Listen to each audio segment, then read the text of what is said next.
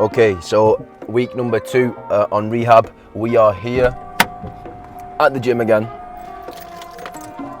but in terms of recovery, I'm a lot better. I have a lot more range of movement through my knee than I did on the previous video, which I will show you right now. Hold on a second, the camera's pissing me off. Okay, we're back. So before I get into the exercises, let's see what kind of progress we've made. So when we're in the gym, I'll show you how it's healed up. I mean, my range of movement, but before we go into that, let me show you how well it's actually healed up. I don't know if you can see that, but my knee is looking pretty well. I can get good contraction on my quad. Look, I can hyperextend my knee. Yeah, we'll do the tests in the gym. But as far as the marks, they're looking really, really nice. It was only, like I said, they only shaved off or removed my meniscus with the, keyhole surgery, which is absolutely amazing. I'm glad I was born in this era.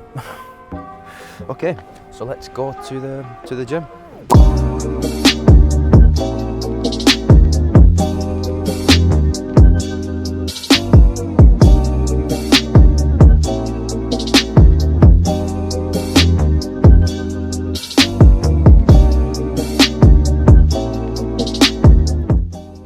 So we're in the gym now. Before the exercises, let's have a look at the range of motion of my knee before going on to it. As you can see, I'm just gonna bring it together.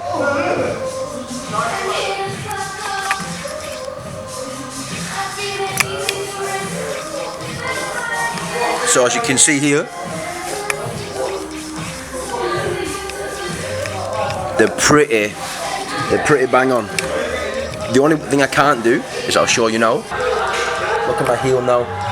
So my heel is literally right next to my arse. The leg that I had an operation on, it's not quite the same. So I can get it good range, but I just can't get that, that basically back of my leg, my heel, to my glutes. So once the 30 minutes is over, in terms of the bike, range of motion wise, I have full extension of my knee, and I have even hyperextension, possibly even -5 degrees, which matches my good side.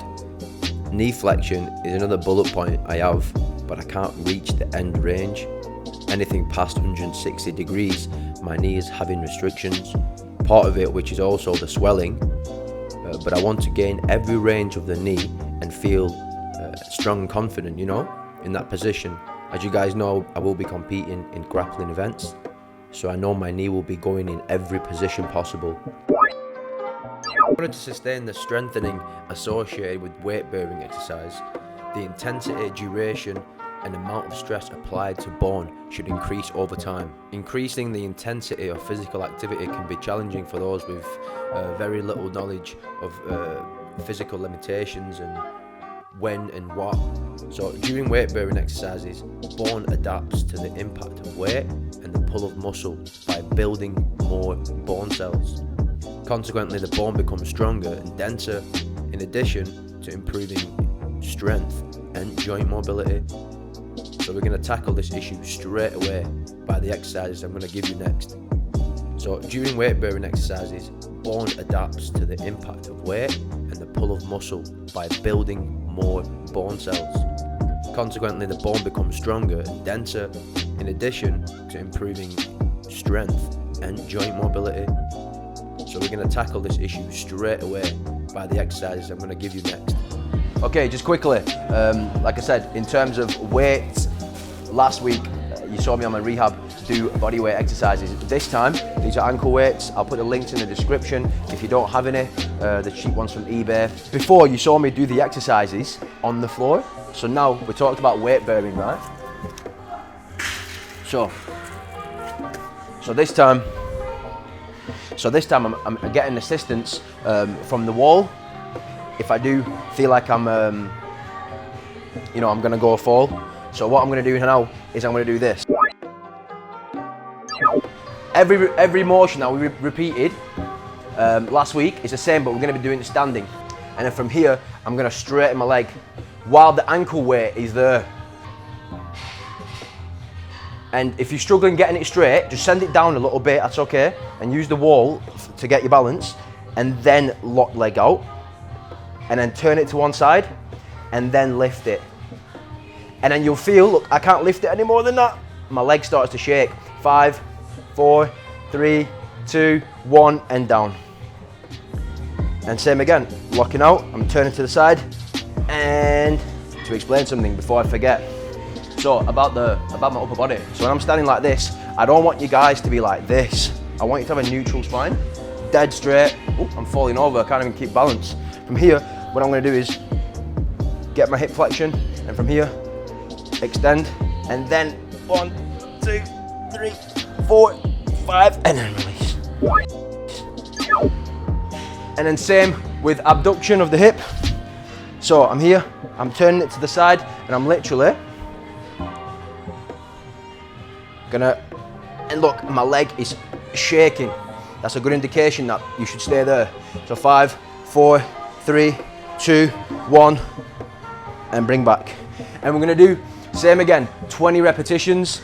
It's gonna be absolutely killing on the opposite leg when you're standing, because you're working your glutes. And it's really good balance posture as well. Might as well get a good mixture of combinations for the rehab. Exercise 3, sitting hip abduction. Sit down and have your hands behind your back, supporting it. Both legs should be facing directly forward in the starting position. Then, with one leg, you stretch out as far as you possibly can towards your hips with a neutral spine. A slight bit of inward rotation. Repeat this exercise 20 times.